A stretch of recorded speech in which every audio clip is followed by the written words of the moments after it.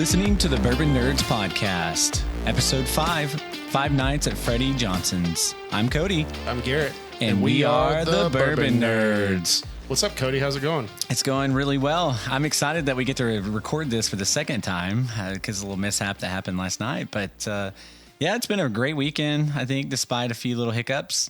I think Cody just wanted another reason to drink some more of this delicious Stag Junior. Absolutely. I think we have a really good little side-by-side comparison. Yes, we're going to talk about a controversial distillery called, have you ever heard of Buffalo Trace? Isn't it in Taterland? It is. Everything they make basically is allocated. Yep. Even the bottom of the barrel stuff, they're like, allocated, benchmark, allocated. Not anymore. You can find benchmark everywhere. Yeah. They have so many bottles that are allocated. I know people probably are going to get pissed off that listen to it. It's like, dude, I'm tired of hearing about Buffalo Trace, but they do make some really good products. And we're going to do one of our favorites that is very difficult to find, but it's getting more readily available. The distribution over the last year for Buffalo Trace has improved immensely.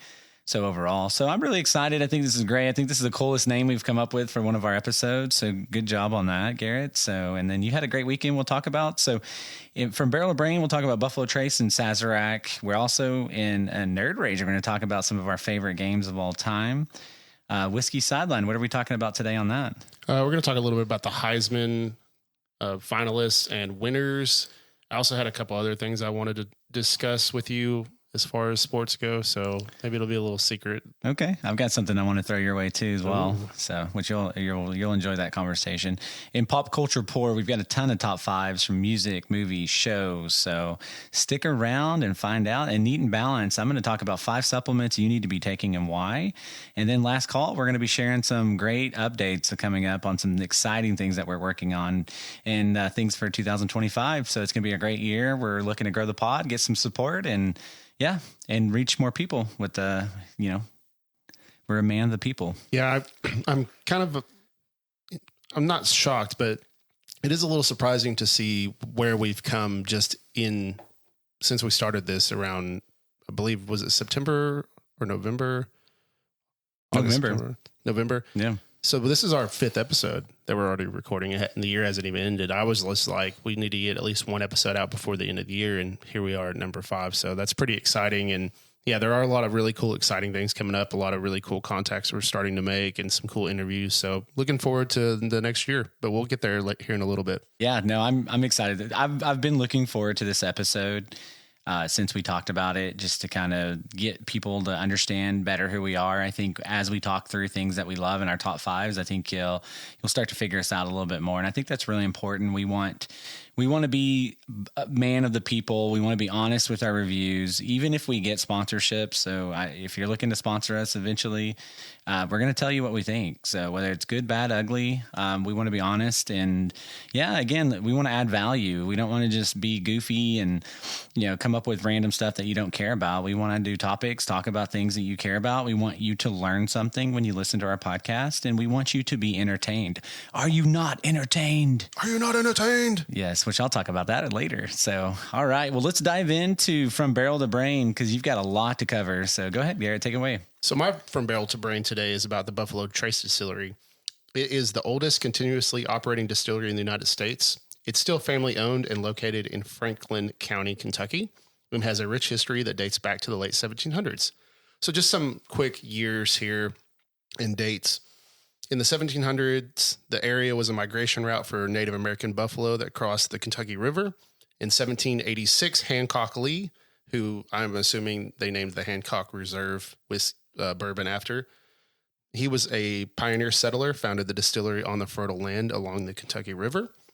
In 1869, E.H. Taylor Jr. purchased the distillery and named it Old Fire Copper, which is OFC. There is an OFC bourbon that you probably never, ever see in your life. It's very rare, very hard to obtain, and it's very expensive. He modernized the plant with copper fermentation tanks, column stills, and a steam heating system. In 1878, George T. Stagg purchased the distillery from Taylor and renamed it E.H. Taylor Jr. and Company.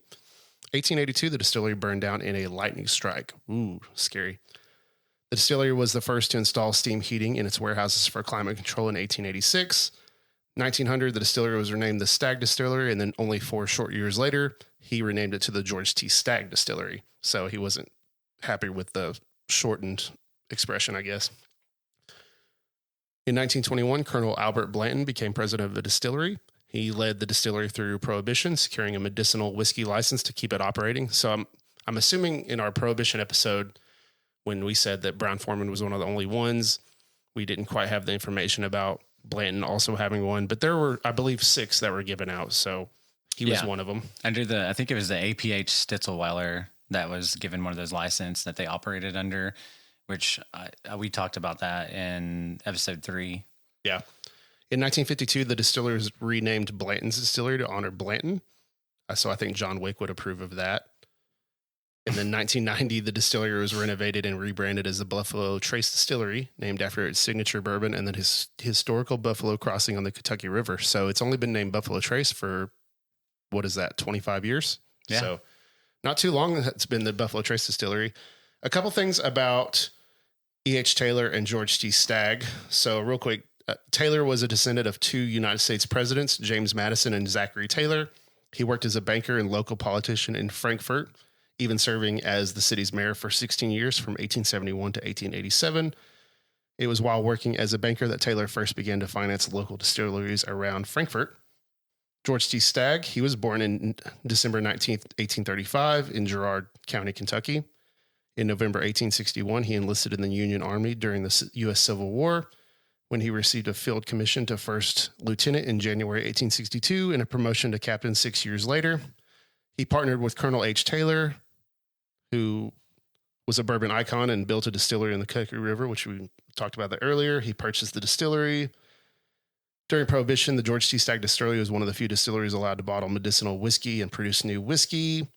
The first release of George T. Stagg bourbon was in 2002. It's a high-proof, uncut, and unfiltered bourbon that's aged for about 15 years. It's rare to find outside the U.S., but some is distributed in other major cities.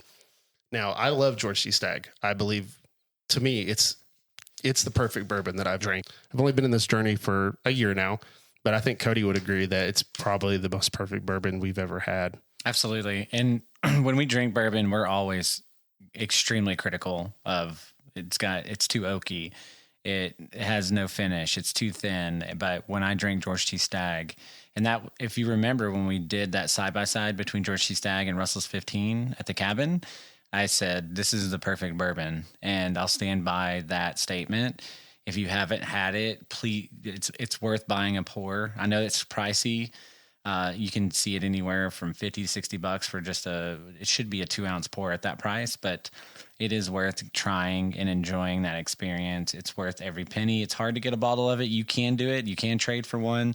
I see people flipping those things left and right when they get them, mainly coming from people that aren't collectors and flippers, but I highly recommend. It's one of the greatest things I've ever tried in my life. Can you imagine trying that 2002 George T. Stagg?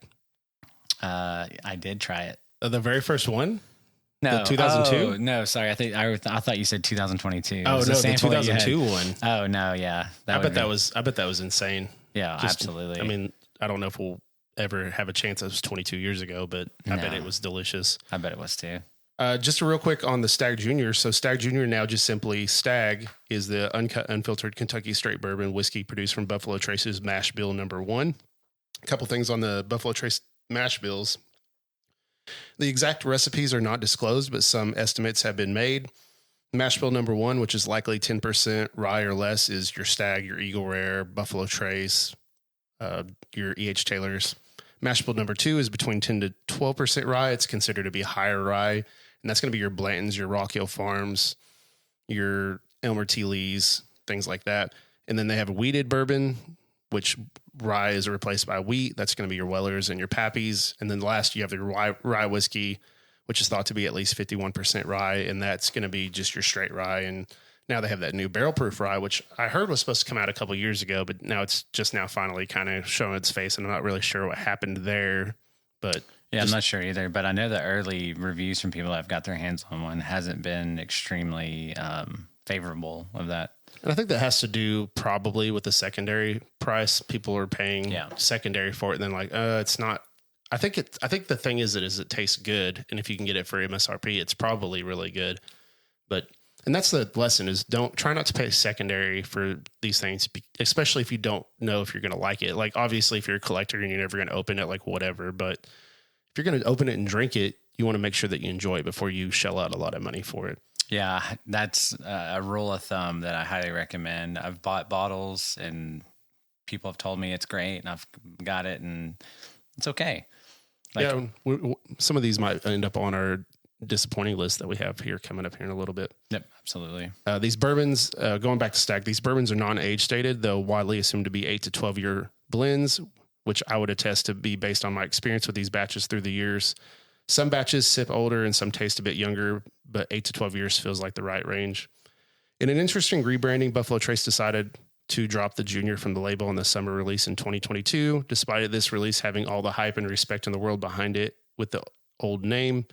They have also begun to add their own batching naming convention as of the winter batch in 2022, which is really where the confusion starts, but also hopefully ends. So they're referring to the batches now. In 22, I believe it was just 22A and 22B. And then in 23, you had 23A, B, and C. And then now you have 24A, B, and C. So right now they're doing 3 a year and they're just labeling them that way, I guess, for easier to figure out what the batches are instead of playing the guessing game, because they never used to put the batches on there for the first so many releases. Yeah, for sure. And it's one of the bottles I'm most excited to get. It's very hard to find. It is, like as we talked about earlier, more readily available. Some of like Lucky Elms Liquor does a little tier program every once in a while that you can spend $100 and get one, raffles and other things. And that's the best deal, is to go and just pay, buy $100 worth of, like you're going to go to a liquor store and you're going to pay a little bit like that anyway every now and then. You might as well just go and drop $100 and get you a Stag. It's really, those tier events I think are one of the coolest things that liquor stores do. Yeah, and Stag's one of those that really vary in price. I've seen it anywhere from $100 to $150 to up to $400.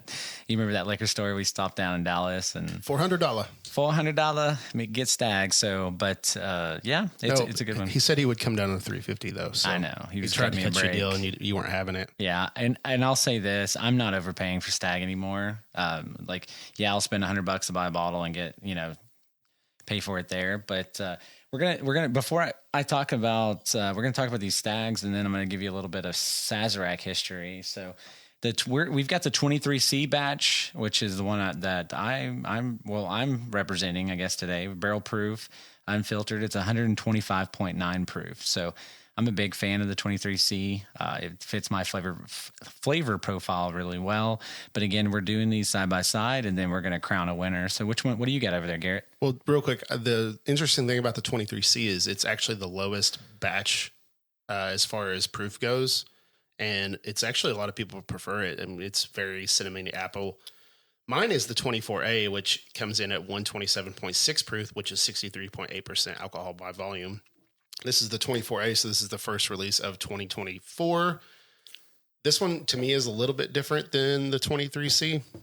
Like I said, the 23C has a lot of cinnamony apple flavors, whereas the 24A, I get a lot of fruitier flavors. You get that Stag, that generic Stag profile, but each one kind of has just a little bit different. And I feel like the A batches are kind of similar, and the B batches are kind of similar, and the C batches are kind of similar, because a lot of people don't love the B batches because they feel like they're very earthy, and then the A batches tend to be a little, and I don't know if it's like they're taking them from different levels or how they're picking the Stag batches and why, there's so much variety between them. Yeah. So to me, this is a classic case of dark versus light. For the 23C, lighter on the lighter side, and the 24A very dark. Almost get on the 24A, I almost get like a molasses type note. It's so rich and creamy. But the 23C is very light, delicate. I don't get as much of the cinnamon. It did get a little baking spice, but it's very light, delicate. I get, it's very good though. I really enjoy the 23C a lot. They say that darkness comes just before the dawn. And if you stay around long enough, you might see yourself become the villain, or whatever he says in the movie. Yeah, no, that's a great line. That whole movie is just really great. So there's some great dialogue and some great acting in that movie. Yeah, I We're agree. referring to the Dark Knight, by the way, for you people who were Yeah. like, what are they talking about? Non-nerds out there. So want to talk just a little bit about, because we have a lot to talk about and we don't want this to be a 2.5 hour podcast, this episode. But Sazerac, so Sazerac has over close to 400 years of rich history. They started out with making cognac in France. But when you look at the Sazerac company that is today, it was founded in 1869, purchased by Thomas H. Handy, which you're familiar with that guy. I am familiar with that guy. So he makes good stuff. He does. Rise, to be exact. So of the Sazerac Coffee House. So he was a bar. He owned a bar and an importer of the cognac named Sazerac de Forges. The coffee house itself was established in 1850. So one of the most famous things is called the Sazerac cocktail, which was created in the mid 1800s by an immigrant named Antoine Amédée Peychaud, who operated a pharmacy on Royal Street in the French Quartet of New Orleans in 1838. So, and then they produced Peychaud's bitters, which I'm sure you've heard of. The Sazerac cocktail is made of bitters. It's usually whiskey or cognac. They used absinthe and usually a sugar cube. Absinthe. I keep saying that incorrect. I don't know. And real quick on that one, because whenever you brought that up, it made me think, and I brought this up already, but From Hell with Johnny Depp, where he's chasing Jack the Ripper, he drinks a cocktail similar to that. They don't say what it is in the movie, but when you say that, it makes me think that that's what he's drinking. So next time you're watching From Hell and you see him, do the sugar cube, I don't know if he sets it on fire exactly, but it's absinthe with the sugar cube and all that stuff. So I'm sure that's probably what he's drinking or similar to that. So that's pretty interesting. Yeah. And then Sazerac's a huge company. They own Buffalo Trace. They own Barton 1792 distillery, which I'm a big fan of. Canadian Mist, A. Smith Bowman, John J. Bowman Single Barrel is a phenomenal, way better than Blanton's. Glenmore Distillery, Les Distilleries, Sazerac du Canada, Popcorn Sutton Distillery, Northwest Ordnance Distilling, and then 1820 Spirits. So they've got a ton of brands. They're a huge company. I think in 2016 they were valued at estimated over $4.5 billion. So large company, a lot of rich history. Would love to do an entire episode over Sazerac. I think we could talk. I mean, you've already given a ton about Buffalo Trace, but there's so much. There's still a lot about Buffalo Trace that you could we're just trying to give you some quick history, interesting facts. We're not trying to delve too much into a whole history lesson, but there are a lot of histories on these bourbons, and we hope to discuss them a lot more in depth in the future, or give some more stuff that we didn't go over today. Yeah, like Benjamin Franklin had them make cannons for the American Revolutionary War. Which bill is he on? He's on the $100 bill. Are you sure? That is historically accurate. Do you want to Google that and make sure? No, I'm 100% sure. That's the one. All right, Andrew Johnson. Andrew Jackson, you mean? Yeah, you keep that saying guy. Andrew Johnson. Andrew Johnson was a wide receiver for the Texans. For the Texans, bro. He was very good. Hey, he could be on a bill and it'd be perfectly fine with me. Yeah, well, when he was really Put him good on the playing $3 football. bill, yo. For sure. So anything else from Barrel to Brain? Do we want to talk about our top 5 bourbons? Duh. Yeah, absolutely. I think we should do that now. Yeah, that's a great idea. Out. So do you want to do best bourbon? We'll just do the best, just bourbons in general, right? Like the allocated ones. Yeah, let's go and start So with I'll go with mine real quick. My best bourbons, George C. Stagg is easily number 1. The 1B to George C. Stagg is the Russell's 15. And I would say not far behind that is my E.H. Taylor Barrel Proof. It's so delicious. It's really, really good. I need to get another one of those. Knob Creek 12, not so much allocated in our area. I know it's harder to find for some people, but it's one of my favorite bourbons. It's just great all around. It's just Snickers in a glass. I kind of get more like a peanut butter s'mores. I think Cody says he kind of gets a Snickers, but yeah, either way, it's really, really good. And then I went ahead and put Bardstown Disco 12. It's really hard for me to pick a Bardstown, but I think the 12 just kind of outdoes the 11 just a little bit. Yeah, I haven't had the 12 yet. We're going to do a side-by-side comparison of that. That'll be great content. Maybe that'll be one of our first videos that we do. I think that would be a highly watched one. Yeah, I think that would be a great video. Yeah, absolutely. So my top 5 allocated, we aren't going to have a lot of the same on that, basically I've had mainly this year because I haven't drank George C. Stagg until this year. George C. Stagg's number 1. It was a 2023 one that I've had. I did try the 2022, which may have been better. I remember it blew my mind, but it was a sample. Sometimes it's hard No, to. that was he said it was a 2018 or 19 because he said it it was very similar to what the one that he helped me get. And he's like, this one has a very similar profile. And Yeah. I can't remember if it was an 18 or 19. I'll have to go back and look, but It was very good. I remember that. But George C. Stack 2023, Russell's 15 should be bourbon of the year. I don't even think it's debatable at this point. I have absolutely loved Thomas H. Handy. Yes, it's 2024 and it's a 2023 bottle, but a lot of those come out later in the year. And Penelope Estate, the estate collection that just came out, I really enjoyed that bottle. I'm really glad you did because I love that bottle too. I could definitely see that one on there. To me, it's just like powdered sugar donuts. I don't know, it's so good. I agree. I couldn't agree more. Powdered sugar donuts, like donut holes. I don't know. When I first took a sip, I was like, it's okay. The more you drink it, the better it gets. And to me, and that's one reason why I love Stag, the more you drink it, the better it gets. And any bourbon that can do that to me is like one of my defining characteristics of a bourbon is it gets better after every sip. Yeah, because the interesting thing about the Stag is the first drink I had of these two, you can really it really hits you with that rye spice, and it's a little off-putting, but then after a little bit, it just kind of starts settling in, and it becomes just really, really good. They're both very, very good bourbons. Absolutely. And then last but not least, by a long shot, E.H. Taylor Barrel Proof. I was lucky to finally, I have a bottle, I haven't opened it yet. I'm a collector, as I've mentioned before, and no, I'm not stingy, but I do try to get a backup bottle for some of the unicorns to kind of build up my collection. But yeah, that is just as good as it could probably get. It's absolutely well-rounded. The flavors are delicious. It gives you that E.H. Taylor.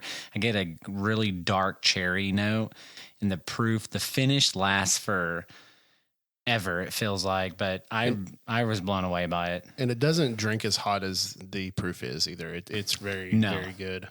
No, absolutely. So, all right, let's move over to our top 5 non-allocated. And one of mine is actually what was on your allocated list, which is funny, but I'm going to lead us off with that if that's okay. Yeah. Number 1, I cannot have a list of top 5 this year that I've tried that without talking about James E. Pepper.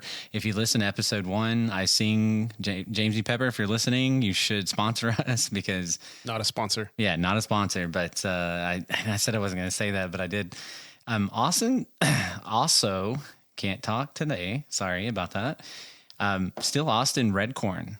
I really enjoyed that pour. I think that to me, it's not always like, oh, is that the best bottle ever? No, that's not what we're saying, but bourbons that we had that just really made us take a step back and enjoy it.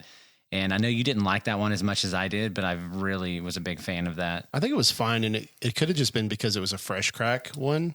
Possibly. And, those like to settle in after a little bit. And also, I'll be interested to see what you think after you try the blue corn and see if you like that better or less. Yeah. Well, we're going to be reaching out to Still Austin and probably do a whole episode over them. So next is Wild Turkey 70th. I just think that is, and I've heard, some mixed reviews. Majority of people that I trust and know and like kind of my circle of bourbon have really loved it, enjoyed it. I heard a couple people when talking to them at the drop, they're like, it's a little bit better. No, it's significantly better than the 101. It is. The flavors are really out there.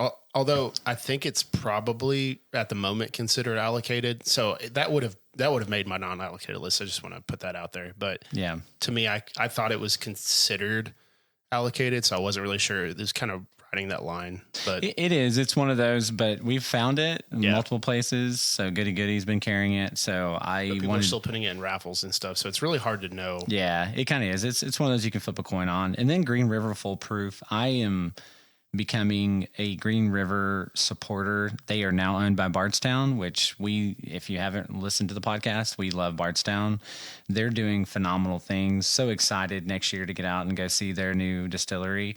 But Green River Full Proof is everything that you want. Apples amped up. It's delicious.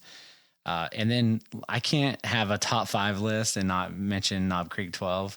And to me, it is a Snickers in a glass. I don't get as much. He said peanut butter. I get a peanut for sure.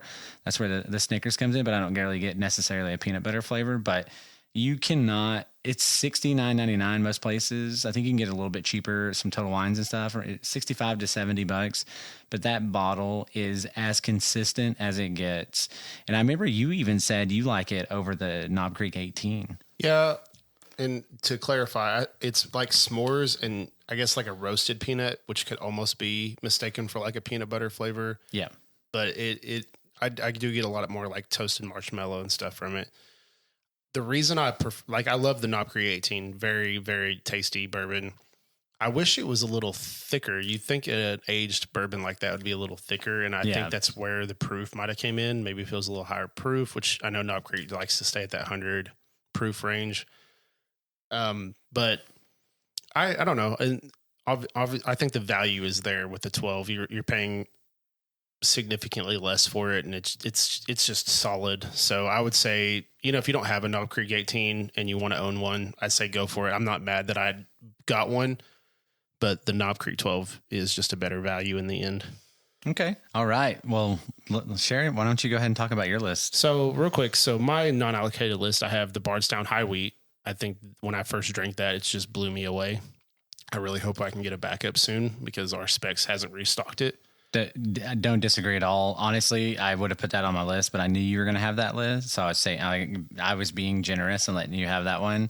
And then if you haven't listened to episode 3, Weller Killer, you need to go listen to that episode. And if you are watching Whiskey Tubers, they're all starting to talk about the Bardstown High Wheat, and they're saying go pick it up if you can find it, because I have not been able to find it for a while now, and it just got released. Well, and I think it only released once around Texas, and that's probably why. But I've seen Bourbon Hunter videos, and I've seen them like not Bourbon Hunter for sure, but like Bruzel and all these other guys. But I see it on the shelf in their videos, so I know it's out there, and so I'm hoping that it just hasn't made another round down here. I also threw on Smoke Wagon Small Batch. I was really, really surprised by that one. That's a really good one, and it's readily available on the shelves. The Russell's 10 is always a great one if you can find the LLMEs. Apparently, that's supposed to have some Russell's 15 in it, but good luck finding them. Yeah, good luck, because we've been, I don't know how many liquor stores we've been into in the last month, and we've looked at every single one and not find one. So if you find one, shoot us a comment. Let us know if it's as good. It's supposed to have some Russell's 15 in it, and we would love to hear from you. Yeah.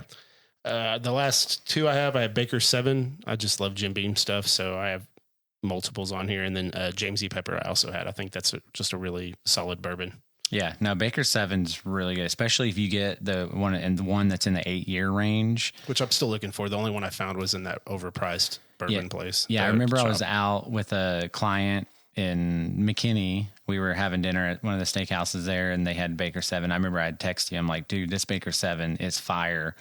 So Baker 7's very good. It is. So the last list we're going to do on the From Barrel to Brain is the 5 disappointing bourbons we've had. Of course, I've only had a year in, so there's still a lot of bourbons I haven't tried. But to me, these are the ones that I felt were a little disappointing. So I have the Henry McKenna 10, not a bad bourbon, but I think for the price, and I think it's starting to come down a little bit, but for the price, they were, I think from what I've heard, their first early batches were just really, really good. And now it's kind of inconsistent. So you're paying a premium for this 10-year single barrel. And if you get a really good batch, it's really good. And if you don't, so I think mine was kind of average, and it just made me not feel like I'd want to get another one again. Also, it used to be $45, and then they won like one of the California Spirits Awards, and then they shot up and everybody was buying it. You couldn't find it anywhere. And yeah, it's not bad. It definitely, you should try it. I've had it. And again, it's single barrel, so sometimes you lose, sometimes you win on some of those. But I don't think it's a bad bourbon at all. But it isn't. It didn't blow my socks off. I have Old Fitz 8 on here, beautiful decanter, and I've heard some of that older juice is some of the best, like the 10-year and the 13-year. But I feel like the 8-year is just kind of lacking and could have a little bit more flavor.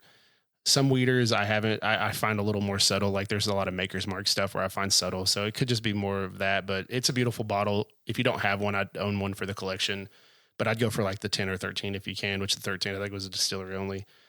Penelope Rio, I think was on both of our lists. Guys, it's not good. just if you like overly sweet stuff, then you probably like it. You know, I'm a mead guy, and it kind of reminds me of mead, but it's too much. If I want to drink mead, I'm going to go to Disney and drink mead. Yeah, doing honey and Amarana it's just way too much, and it just overpowers everything. Yeah, I agree. You ruined Infinity Bottle with that Penelope Rio. I don't want to talk about that. I'm sorry, I didn't mean good juice. I didn't mean to bring that up. Elijah Craig Toasted. I was kind of disappointed. People were like, "Oh, that's really good. You got to pick that up." And you know, it's like 94 proof, and there's actually barrel proof ones out there I would like to try that I'd probably enjoy. But this is just kind of all right. And the last one was 1920. I kind of mentioned a little bit in the last pod that it tastes a little bitter now, but a lot of people just overhyped that bottle for me. It was like, oh, this is like the best bottle you can get. It's the best $60 bottle, and I poured it out the first couple times I had it. So guilty I had as to put that on my list. Yeah, hater. All right, I'm gonna go through my list real quick, and we both obviously had Penelope Rio, and you may love Penelope Rio. Some people still trade for it. Some people out there love it. Absolutely, and it is very sweet. So if you want to smash honeycomb cereal and put it in a barrel with some sugar, and that's what you're getting with Penelope Rio. I'll tell you, go for the RD1 Amberana, or there's a couple other really good. What is the one? Starlight has Amberana. That's a cigar blend. Yeah, that one's Amberana's so good. not bad. There's a lot of really good stuff, but just doing it with honey is just way too much. Yeah, and then we had the Blood Oath Pack 10, which to us was like what we dreamed Rio should be at. Oh yeah, for sure. Like. So also I had a Peerless double oak single barrel that I had at one of the releases. I got to try it, and to me it was extremely off-putting. And I love Peerless products, and I love the regular double oaked one, and the toasted's even better. So not trying to talk bad about that, but that double oak single barrel, I don't know what was wrong with it. Almost had a rancid flavor to it. Yeah, I do get some of those flavors from the regular double oaked, but it's not as it's not as out there. But I definitely, from that single barrel, I think that those flavors really came out, and whoever liked that single barrel just preferred those flavors is what I'm guessing. I guess so. I don't know. I'm not one of them. Next is Heaven Hill Bottle and Bond. That's one that gets a lot of hype, and it was super allocated for a while.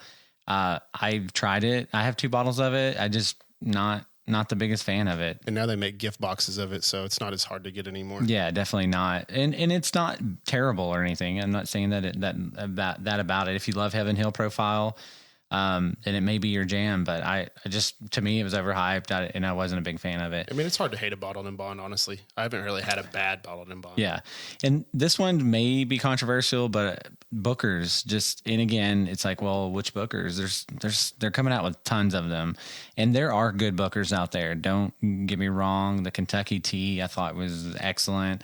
The one we had, the 02, it was a 0203. It was 2022-02. Yeah, 2202 that Ty Sims brought to the Polo Drop. I thought that was really good. But in general, the Bookers they're getting more pricey. I don't think they're worth of it at all. I think you get a Baker 7 that's going to blow it out of the water. Oh, yeah. I mean, even the Jim Beam Black 7-year. Yeah, I like the Jim Beam Black 7-year. I mean, Booker's, I don't know what you're doing, and I haven't had the Jimmy's batch, which is getting some hype right now, which is probably pretty good. But in general, it's like, I don't want to guess. When I buy a Stag, I know it's going to be good. It may not be the best. It may not be my favorite, but I know I'm getting a good product. And Booker's, I think it has lost that trust with its market. The problem I'm having is, I would compare it to Stag because it's basically Jim Beam's version of Stag.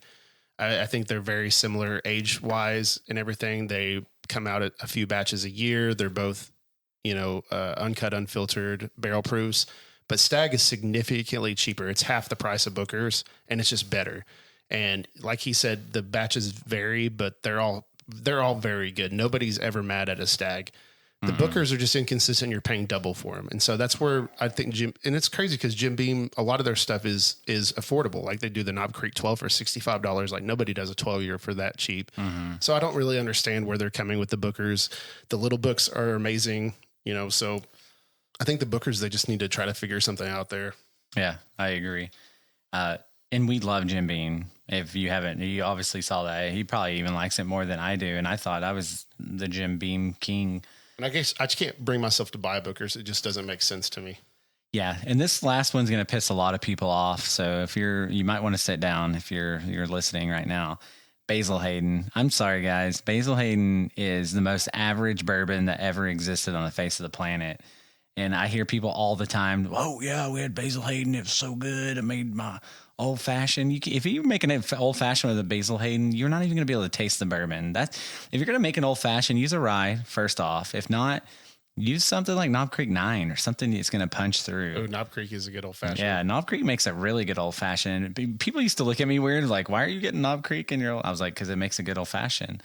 I use Sazerac rye a lot, Rittenhouse, Bottle and Bond, but Basil Hayden keeps getting more expensive. I think it's like up to $45 a bottle now. I think it's a lot more than that. Is it? I feel like Basil Hayden's in the 70, 80 range. No, and that's my problem with with Basil Hayden is it's basically just take MGP, put some water in it, and throw their label on it is what it tastes like. Can you look that up? Because I don't think that's accurate. But regardless, it's below average. I put it up there with Woodford Reserve, and again, Woodford Reserve is better than Basil Hayden. I don't think it's close, but. Yeah, the regular Basil Hayden is like 45. Yeah, it's $45. But like a lot of their other offerings are kind of like this Basil Hayden 10-year-old. Oh, it's $80. It's not too bad for a 10-year-old. But I think what is Green River's like $32 or something like that. 30 Green River, like just the weeded and stuff. Yeah, there's like 35. Oh yeah, and they're all way better. They're so astronomically better than that. So there's so many bottles, and if you want us to, I can name off 9 bottles right now that are better than Basil Hayden. So I apologize if I offended you. If you love your Basil Hayden, enjoy it. And again, we're all different, so don't get your panties in a wad. I will say I got my brother-in-law Basil Hayden toasted for Christmas last year because he said he liked Basil Hayden, and I'm like, I'll buy him a bottle of it, and yeah, it wasn't bad. I mean, it's fine. No, and these aren't bad bourbons. Let's be clear. Basil Hayden, there's nothing bad about Basil Hayden. It's just, I think it's overhyped. I think I can drink it. To me, it's almost like Traveler. Like it just doesn't do anything for me at all. So yeah, if I upset you, I apologize. I'm going to be honest with you. And I'm sticking to my story. You know what one I should have added? And now I'm thinking that you said it has no flavor is the Evan Williams single barrels. People love those, and I have no idea why. They're 80 proof single barrels. When they were like $70, they've gone down to like 40. But I had one, and I basically gave it to somebody because I was like, this doesn't have a lot of flavor to me. I don't understand loving the 80 proof bourbon. I want to try. That's actually a bottle that I need to get. I want to get the Evan Well. Is it 12 year? The red one?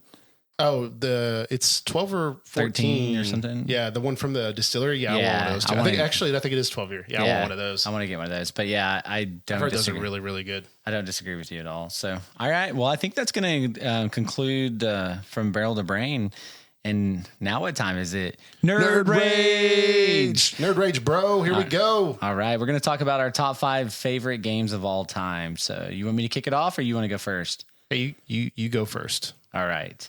So my number 1 game of all time, and I've mentioned it before, is Diablo 2. I love that game with all my heart. Leveling up to get to level 100. What's funny is like you could level to 99, but going from level 99 to 100 would literally take you weeks, months.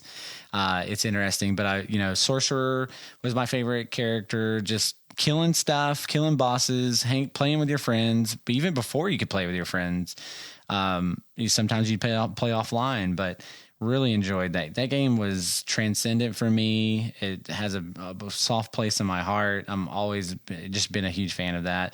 And apparently there's a new game called Path of Exile 2, which we may talk about later down the road. That's getting a lot of hype. That's supposed to be the new revolutionary Diablo 2 game, but I haven't got to play it yet, so I'm not going to comment on it. I've just heard a lot of things. People have been mentioning it, recommended it to me. But Diablo 2 is my all-time favorite game. Next, Zelda Link to the Past. And I know that's probably controversial. There's a lot of great Zeldas. Ocarina of Time.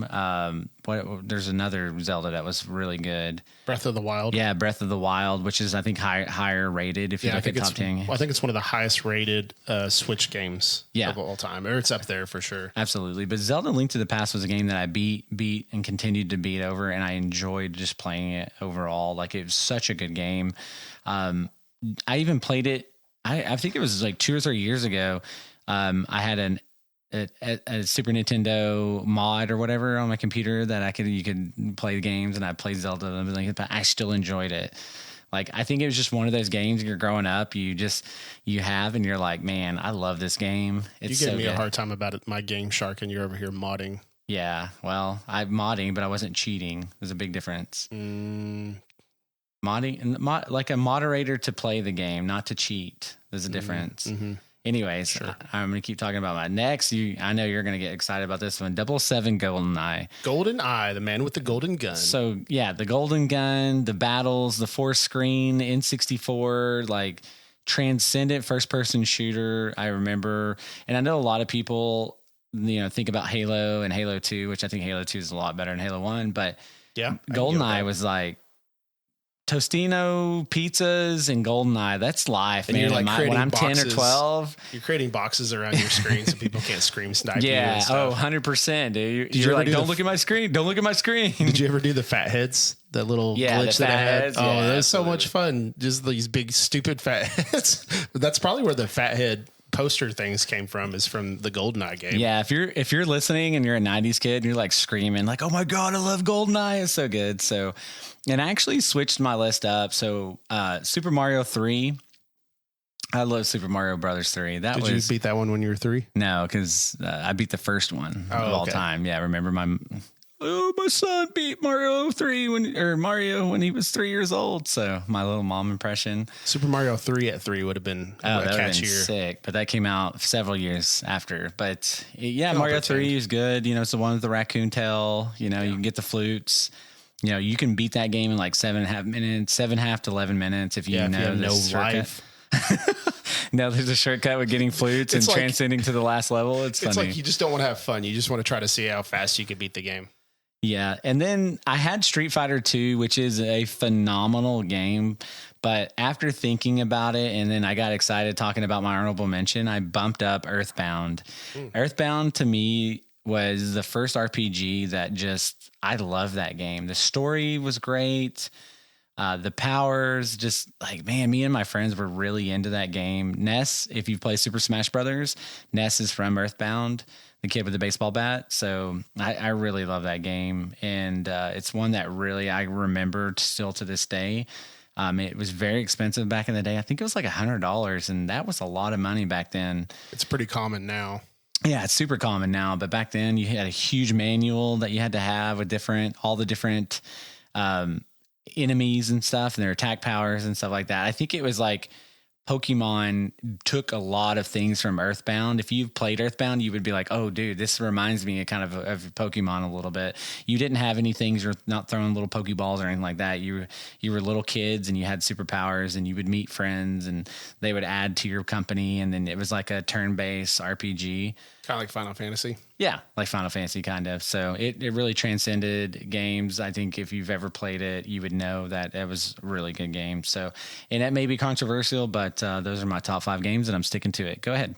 So my top 5 favorite games, number 1 is Resident Evil 4. I could play that game all the time, 20 times, 30 times. It doesn't matter. I'm having fun every time. Great game. I'm going to use the Chicago typewriter. I'm going to lay all these chainsaw dudes out. No, it's a game. It's a gun you unlock after you beat it. I know. I beat that game. Cheating. I had BioShock. BioShock's a fantastic game. BioShock 1 and 2 could probably be up here because those are amazing games. Infinite, I never quite got into as much. I could probably revisit that one. God of War, I have on here. God of War is a great game. They get longer as they go, and I like how they went from like the Greek gods to now it's Norse mythology with like Thor. I hope one day they do Egyptian because I think Egyptian is just really, really freaking cool. I took a mythology class in college and it was like my all-time favorite classes I ever took. I have Fable on here, which apparently they're going to make a new Fable. Ooh. When we talk about RPGs. I guess that one's kind of an RPG. You just kind of go around and you mess around with gypsies and you buy out castles and stuff. And you can, whether you're good or bad, if you're bad, you start growing horns and stuff. So your appearance can affect your choices, or your choices can affect your appearance. The last one I have on here, I thought I should add a Pokemon game, and every Pokemon game is good in their own way, but I thought I would go with Pokemon Crystal because it's one of the earlier games I played. And then in that one, you could play the Johto region, and then you could also play the Kanto region. So you could play 16 badges and 2 sets of Elite Four. And so that was just a whole really cool thing. It'd be really cool if they could do that, but then you'd have to do 10 different regions in one game. That'd just be a lot. But it would be cool to go and start over and have to catch new Pokemon each region.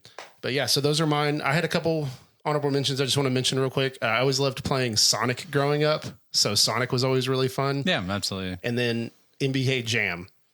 He's on fire. He's on fire. He's heating up. Sorry, I kind of yelled that one. Me and my cousin would have some grudge matches, and I've never seen her get so mad and just stomp out of the room so fast. Can I tell you a God honest story? And you may not believe this. I don't believe you already. I know. So when you start out with a story like this is a real true. I promise. The promise it's true. You just got to trust me. Based on a true story. So I only lost one NBA Jam game all time ever playing a human opponent. And it was to James Flanagan, so my uncle's brother. He made I was ahead by 2 points. He made a full court 3-point with 2 seconds left on the clock and made it at the buzzer. It bounced around the rim, and I was like, "No, I got to make that." And it went in, and I lost. And I bet you were so mad. Dude, he was so hyped. I would have broken like 30 TVs and 4 controllers if I was strong enough back then. So. Yeah, I'll never forget that moment. But we've had a lot of great NBA Jam stories. I remember when I got that game for Christmas, it was awesome. My aunt was it Super Mario World? I don't know. I got 2 really good games that I wanted for Christmas. It's kind of like the PlayStation 2 that I got for Christmas that I told you about. That was like the best Christmas of all time. You know, being a kid, getting exactly what you want. To me is just like the best feeling in the world, but I'll never forget NBA Jam.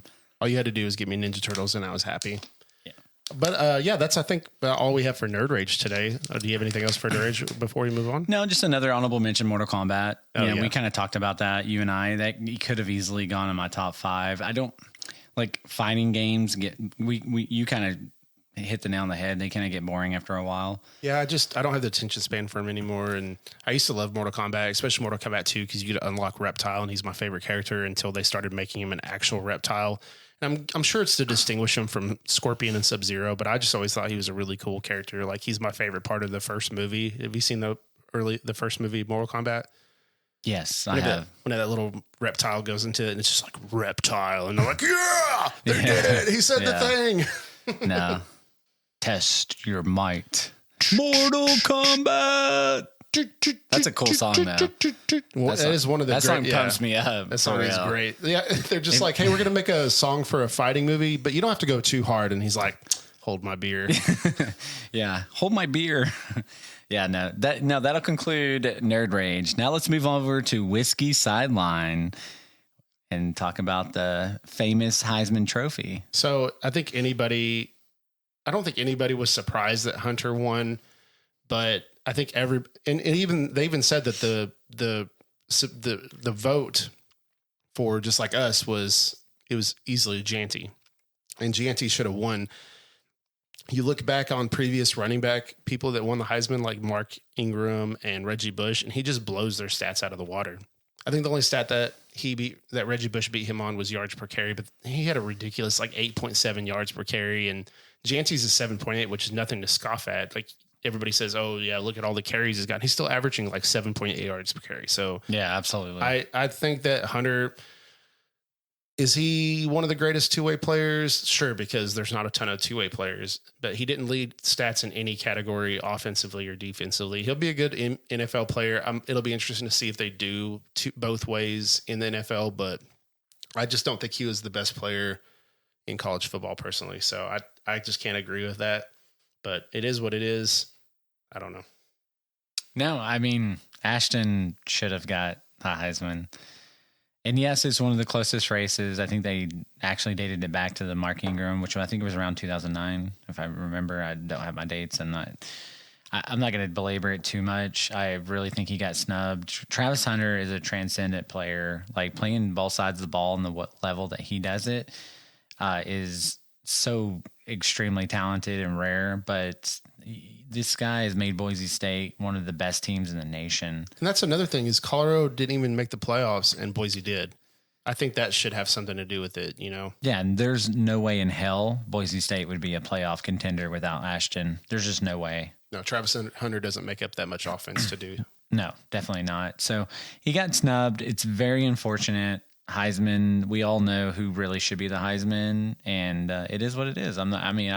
We could talk about this topic for a long time, but it's unfortunate. But good, congratulations, Travis Hunter. You're a great player. I hope you do well in the NFL. And I'm excited to see where Ashton goes, what NFL team. There's a lot of rumbling about the Cowboys, but for whatever reason, the Cowboys keep winning. And I'm not sure exactly why, but sure, whatever. Maybe Cooper Rush is better. It doesn't matter. Like you're out of the playoffs. I believe you're saying to try to get a better draft pick. Get a better draft pick. Well, make sure you get Ashton. If you're going to take Janty in the teens, why? Yeah, I guess if you don't think anybody, wouldn't some other team want to draft him? So I don't know. We'll see. Hopefully it works out for him. That would be an awesome place for him to go, to be the Cowboys. So yeah. Another thing I wanted to talk about was the transfer portal. So I don't have an issue with the transfer portal. I do hate that college football is going into more of a money direction. Yeah, I want the college football players to make money, but when Quinn Ewers is considering coming back because he gets a $4 million offer to go to Mississippi State, that kind of makes you go, well, okay, so you're buying players, and that's why people are jumping around everywhere. The transfer portal would be better, I feel like, if they would wait until after the bowl games and say, okay, there's kind of an off season where after the bowl games are over, then you can enter the transfer portal. And I get it. You want to be there for spring training and stuff, which I feel like you could still probably get there. The bowl games are done by January, right? The last games are in the early January.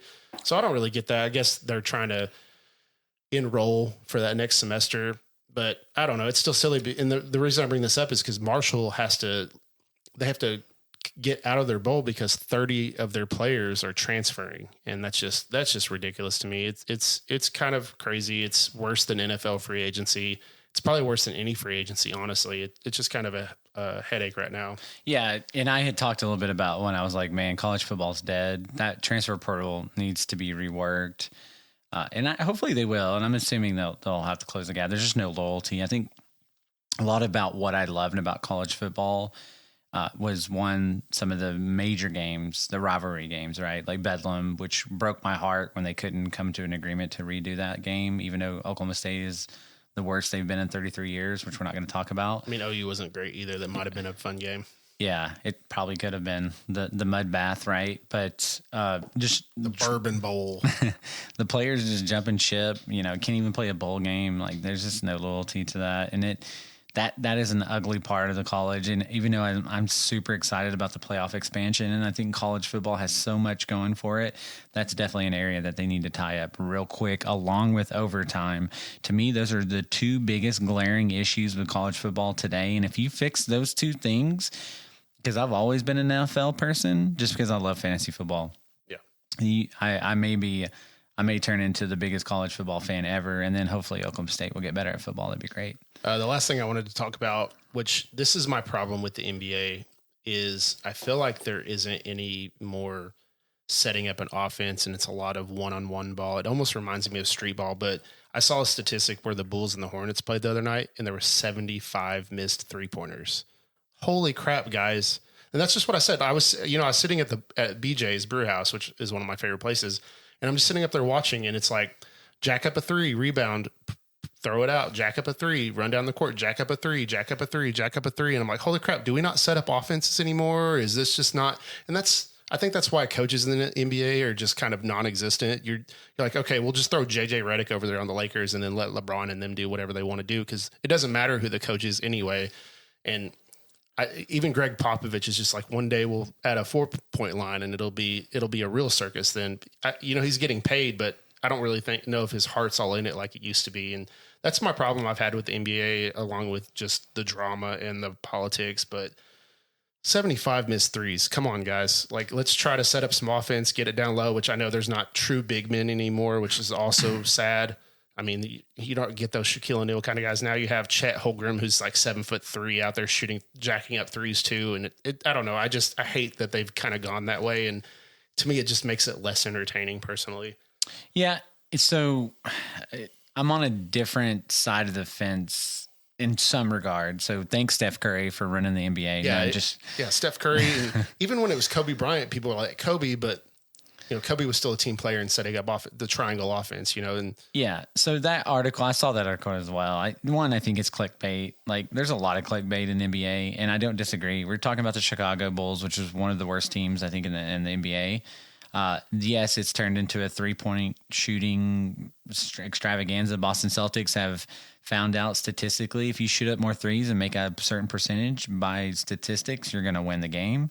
So there's a lot of truth in what you're trying to get at, but there's still offenses ran, there's still centers that are heavily involved. The Mavs have 2 great centers. Hardenstein for the Thunder, I think is really good. Yeah, and but then when Chet gets back, they become more role players. They're not like dominant 20-10 kind of guys. They're like 12 and 8 kind of guys, which is fine, but you're not going to get those Shaquille O'Neals or Wilt Chamberlains or anything anymore. No, you're probably not. I mean, I don't know. I mean, Jokic is one of the best players in the world. He shoots threes. So does it make him less of a player because he's a big guy that can make threes? I think Jokic is fine. The reason I respect Jokic is he's honest about not wanting to be. He doesn't want to be a professional NBA player, but he knows he looks at it as his job. Yeah, and I think he's the greatest big man passer that ever created. Andrew Bogut was pretty good. I think if he was a better player, his passing and stuff would have gotten a lot more recognition. But in college and stuff, he was fantastic at just the behind the back passes. Yeah, I think he was an underrated center in general. Like Andrew Bogut was very, very good. He had some injuries that I think set him back quite a bit. I think it was back or whatever it was. I remember when he was on the Golden State team.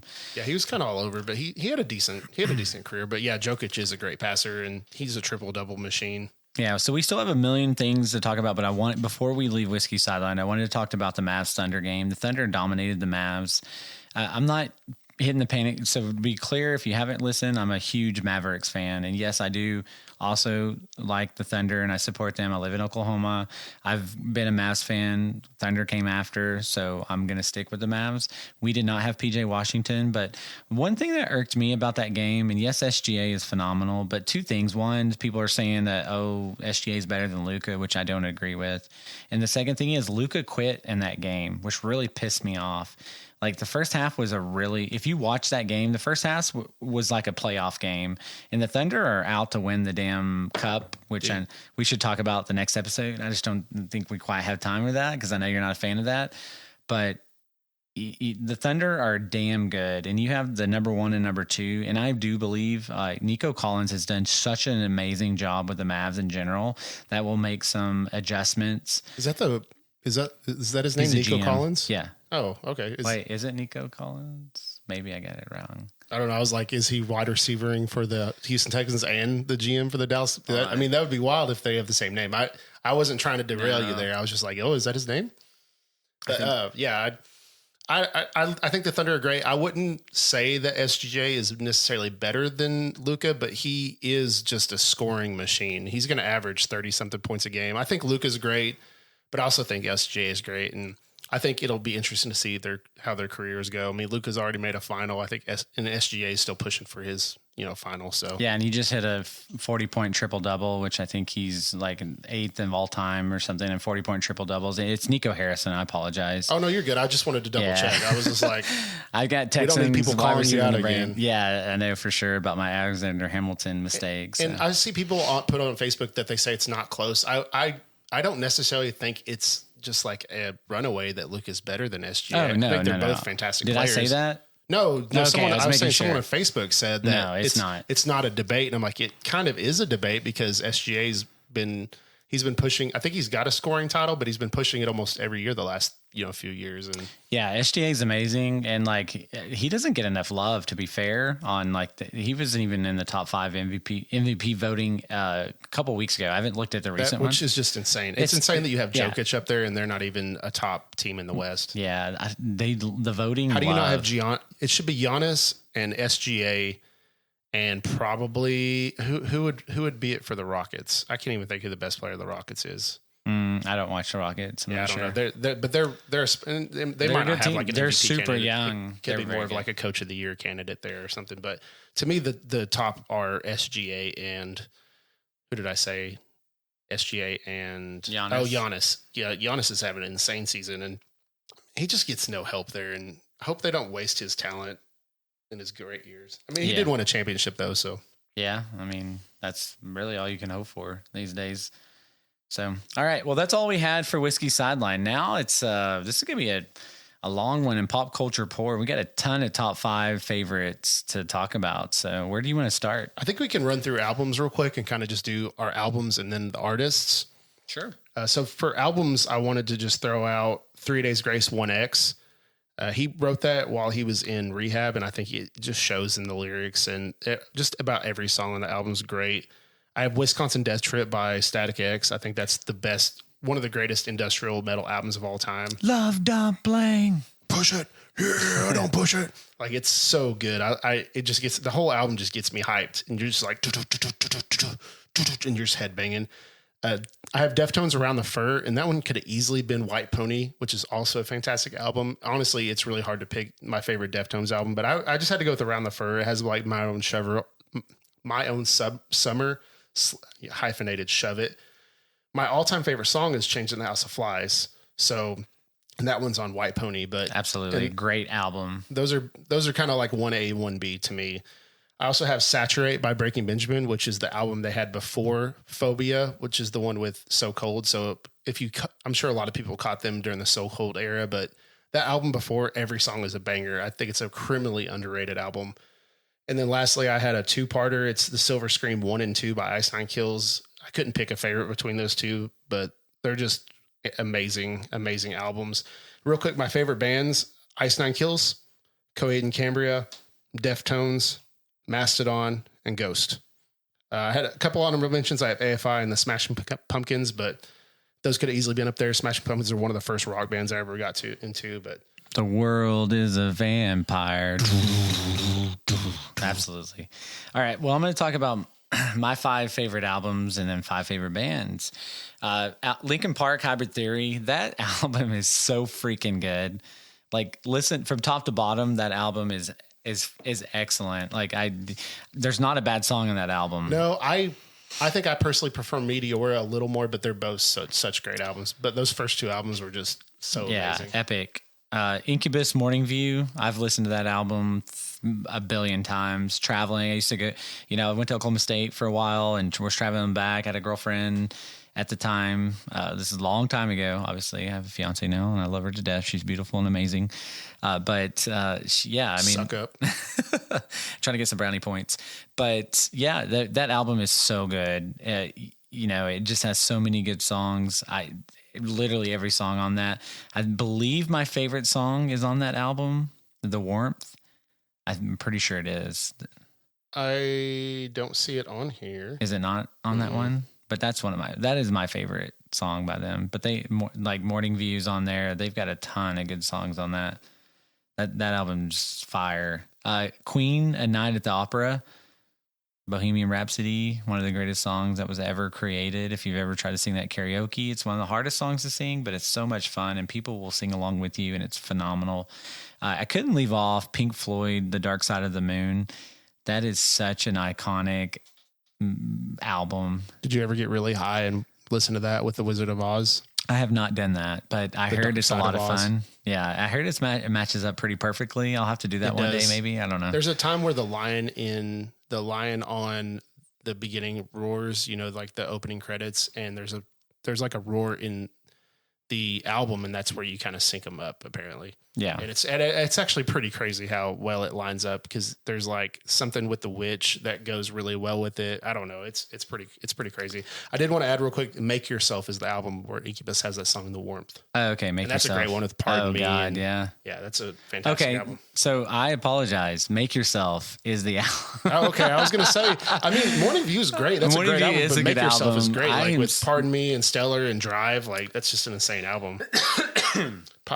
Pardon me while I burst into flames. Yeah, I am so sorry. I apologize about that. Yeah, Make Yourself is my favorite album by them. That's the one that I've listened to that has The Warmth, that has so many good songs on it. So, yeah, misspoke again, but that's okay. I haven't listened to that album in a minute, but because you don't listen to albums hardly anymore. You listen to Spotify, and which we are on if you want to check us out. So hopefully you are listening to us and you can hear this. But on Spotify.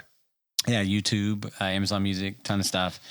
Red Hot Chili Peppers, Californication. That album to me. Just it's in my Jeep right now. Like if I want to get pumped up, I just turn that album on and just jam out. I mean, that's great. I do All Around the World as one of my go-to karaoke songs, and that album easily could have made my top 5. It's definitely up there for me as well.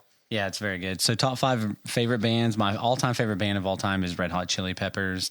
It's funny. We were talking last night. I told a story about Derek Brewer, who's, in Brewer Royalty. We went to high school together or whatever, and we would, do the wamba bong ding da dong da ding ding ding. Really funny. That was like our code talking to each other. Incubus, absolutely love. They're phenomenal. Rage Against the Machine. Living in the name of. Bulls on Parade. Yeah, super hype. Like everything they do is just super hype. Yeah, and if I have a workout, like, what do you call those? Like now, group, like a workout soundtrack or workout album playlist. Yeah, sorry. The stag's getting to me. Jackal. That song's on it. Killing in the Name of that song's just, that song doesn't pump you up. There's nothing in life that's going to pump you up. Queen is just, I can remember being at Oklahoma State and we would just jam out to the Queen album, playing beer pong and just stuff like that. Queen is great. And then I do have Smashing Pumpkins in my top 5. I love Smashing Pumpkins. I've always enjoyed their music. They actually have a bourbon. Yeah.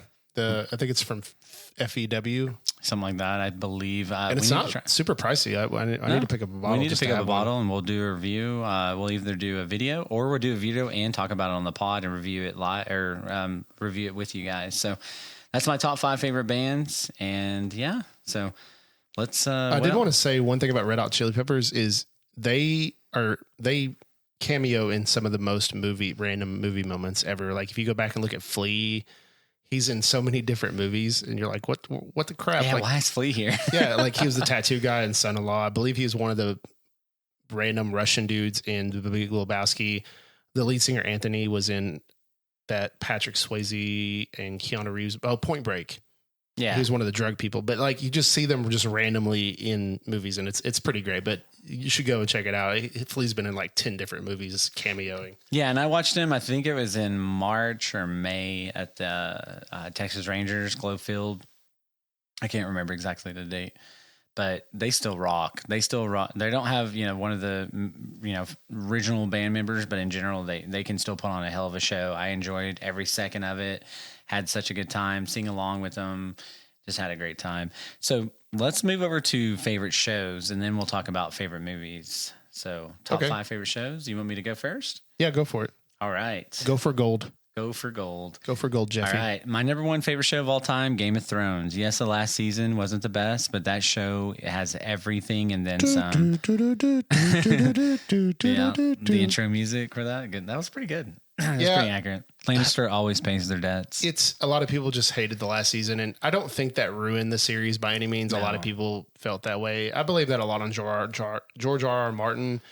He's just never going to finish the books, but at the same time, I think that the writers did the ending that he wanted and then saw the outrage and was like, well, now I'm not going to finish the books. I don't know what to do. So I don't know. But the first like 6 or 7 seasons are just some of the craziest television.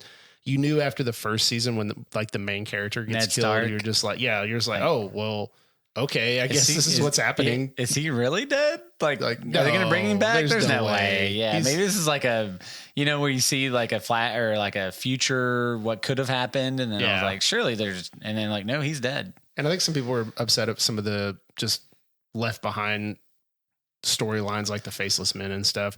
And then, and like going back to the Ned Stark thing, you're just like in season 3 or 4, you're like, oh, Ned Stark could show up at any time.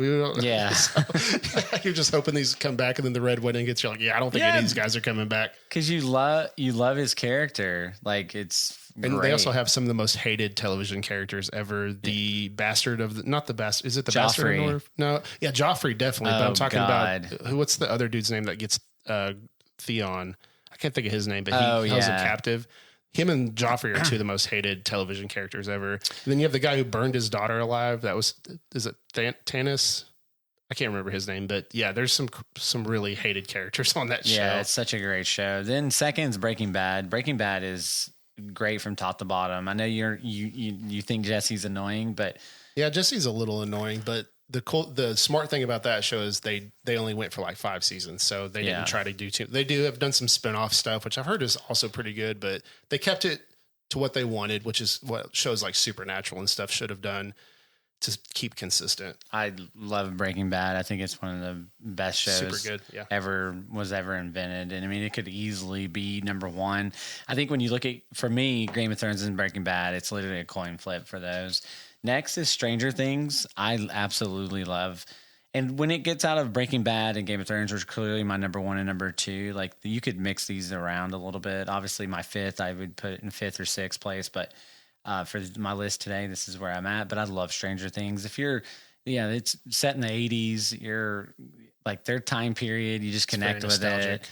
It's nostalgic. The characters are great. The acting's fun. The story's wonderful. Like the evil. Like Vecna's so good. He's one of my favorite villains. We actually got to meet the guy who played Eddie. I can't think of his name right now. But then he ended up in so much more. If I'd have known he's going to be in Fantastic Four and stuff, I would have had more stuff for him to sign. But yeah, that's Danielle got it to sign. Great. I just wanted to throw a theory out there, and I just wanted to get your opinion on it. But okay.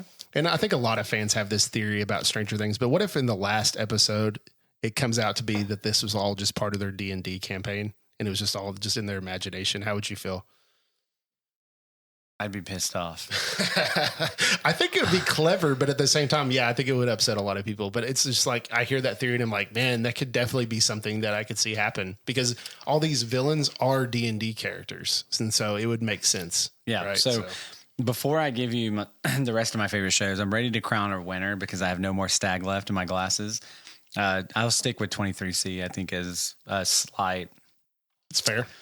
And welterweight champion of the world is Stag 23C. I think I'm going to go with 24A, but I just like the fruitiness that it comes.